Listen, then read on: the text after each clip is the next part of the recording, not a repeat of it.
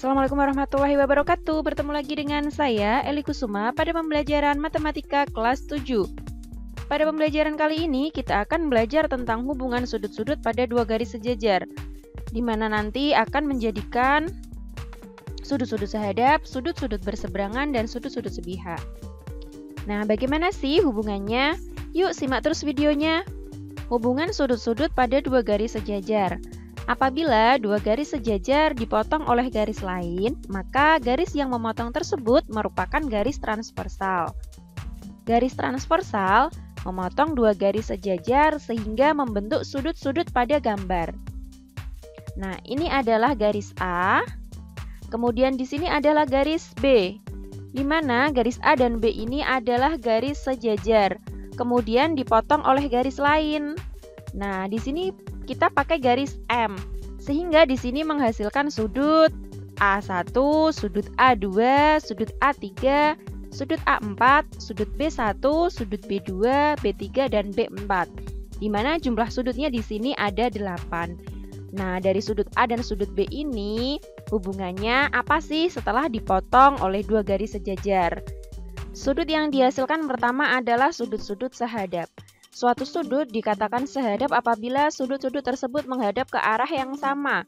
Di sini ada dua garis yang sejajar, yaitu garis A dan B, dipotong oleh satu garis, yaitu garis M. Maka di sini menghasilkan sudut A1 hingga A4, kemudian sudut B1 hingga B4. Nah, sudut-sudut yang dikatakan sudut sehadap yaitu apabila menghadap ke arah yang sama. Tentu kita tahu untuk sudut yang menghadap ke arah yang sama, maka di sini ada A1 dan B1. Nah, sudut A1 sehadap dengan B1 karena punya arah yang sama begitu. Kemudian di sini sudut A2 sehadap dengan B2. A2 di sini dan B2 di sini. Kemudian sudut A3 sehadap juga dengan sudut B3. Sudut A4 sehadap dengan B4, begitu. Pada sudut-sudut sehadap, maka besar sudutnya, sudut A1 dan sudut B1 adalah sama besar. Sehingga sudut A1 sama dengan sudut B1. Kemudian sudut A3 sama dengan sudut B3. Sudut A2 sama dengan sudut B2. Sedangkan sudut A4 sama dengan sudut B4, begitu. Selanjutnya yaitu sudut-sudut berseberangan dalam. Nah, sudut-sudut berseberangan dalam ini bisa juga dikatakan sudut dalam berseberangan, di mana dua sudut dalam yang tidak berdekatan pada sisi yang berseberangan terhadap garis transversal. Kalian lihat di sini garisnya masih sama, yaitu garis AB dipotong oleh satu garis, yaitu garis M. Di sini akan kita hasilkan sudut dalam berseberangan. Nah, perlu kalian ketahui yang namanya di sini adalah sudut dalam ya.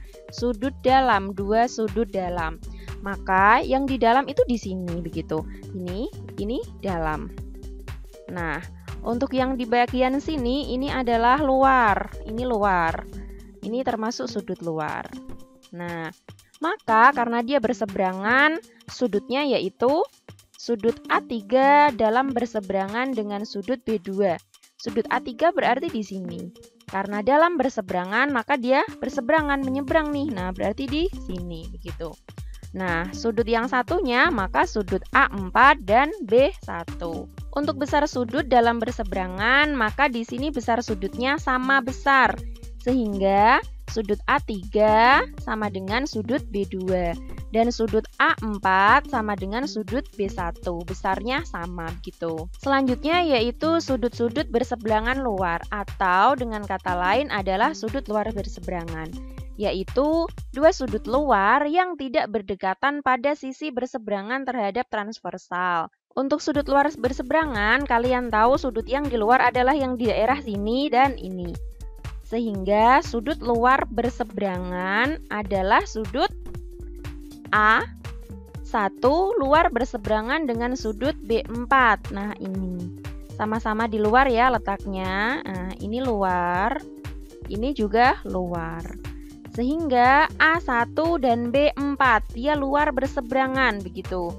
Kemudian A2 di sini dan B3.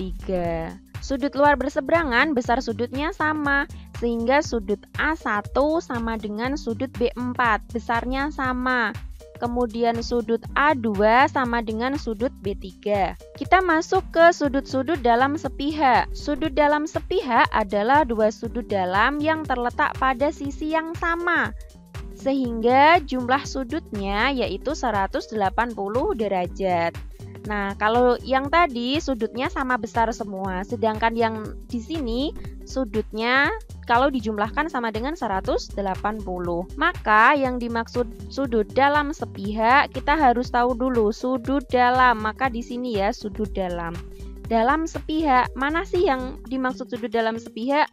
Terletak pada sisi yang sama, berarti sisinya sama. Sehingga sudut A3 dalam sepihak dengan sudut B1. A3 B1. Sehingga kalau dijumlahkan hasilnya 180 derajat. Kemudian di sini sudut A4 dalam sepihak dengan sudut B2. Nah, untuk jumlah sudutnya 180. Kita masuk ke sudut yang terakhir, yaitu sudut-sudut luar sepihak. Sudut luar sepihak adalah dua sudut luar yang terletak pada sisi yang sama, sehingga kalau dijumlahkan sudutnya 180 derajat. Di sini sudut yang di luar sepihak, kalian harus tahu sudut luar berarti di sini dan di sini. Nah, sehingga sudut luar sepihak sudut A2 luar sepihak dengan B4. Sudut A2 luar sepihak dengan B4 ini karena terletak pada sisi yang sama-sama di sini. Hanya letaknya dia di luar begitu. Kemudian satu lagi yaitu sudut A1 dan sudut B3. Jumlah sudutnya kalau dijumlahkan yaitu 180 derajat. Kita masuk ke contoh soal. Perhatikan gambar di bawah. Di sini ada dua garis sejajar, garis A dan B. Membentuk sudut A1, A2, A3, A4 dan sudut B 5, 6, 7 dan 8. Tentukan A sudut sehadap, dalam berseberangan, luar berseberangan, dalam sepihak, dan luar sepihak. Kita jawab nih. Yang pertama kita cari dulu sudut sehadap. Sudut sehadap adalah sudut-sudut yang menghadap ke arah yang sama. Sehingga di sini sudut sehadap yaitu sudut A3 dan sudut B6. Sudut A3 dengan sudut B6. Kemudian sudut A1 dan B5. Sudut A1 dengan sudut B5. Kemudian sudut A4 dan B8. Sudut A4 dengan sudut B8. Kemudian sudut A2 dan sudut B7. Sudut dalam berseberangan artinya sudut yang terletak di dalam garis. Sehingga sudut dalam berseberangan yaitu sudut A4 dan B5. Sudut A4 dengan sudut B5. Kemudian sudut A2 dan sudut B6. Sudut A2 dengan sudut B6. Yang selanjutnya yaitu sudut luar berseberangan, maka dia terletak di luar garis sehingga sudut A3 dengan sudut B7. Sudut A1 dengan sudut B8. Selanjutnya yaitu sudut dalam sepihak. Dimana kalau sudut dalam sepihak ketika dijumlahkan yaitu jumlahnya 180 derajat. Dalam berarti terletak dalam garis. Sehingga di sini sudut A4 dengan sudut B6.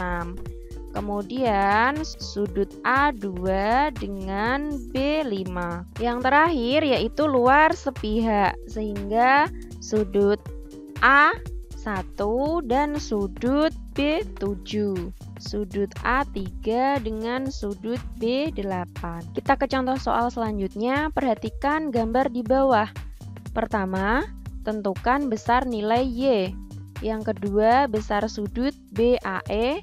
Dan yang terakhir yaitu besar sudut-sudut yang lain. Kita tuliskan jawabannya di sini. Kita akan mencari besar nilai Y di sini.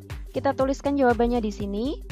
Yang pertama kita akan mencari besar nilai Y. Nah, sedangkan sudut BAE di sini, sudut BAE yaitu sehadap dengan sudut DEF.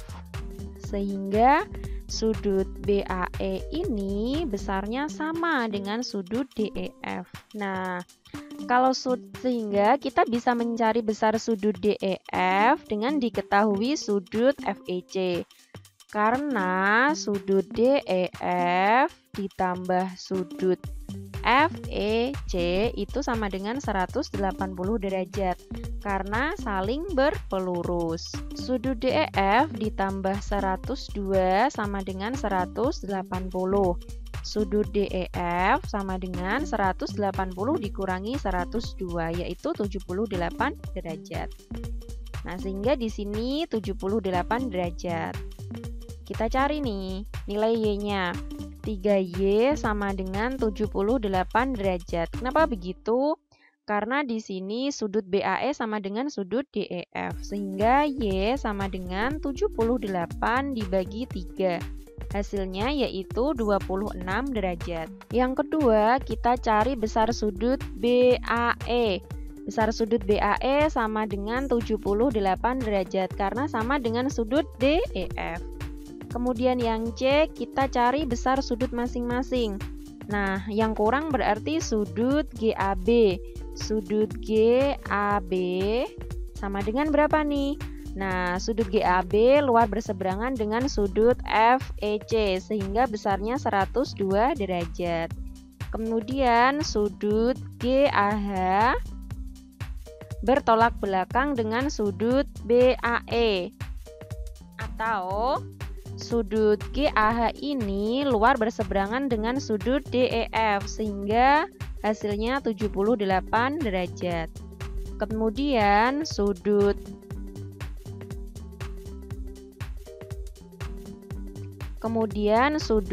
GEC hasilnya yaitu 78 derajat dan sudut DEG hasilnya 102 derajat.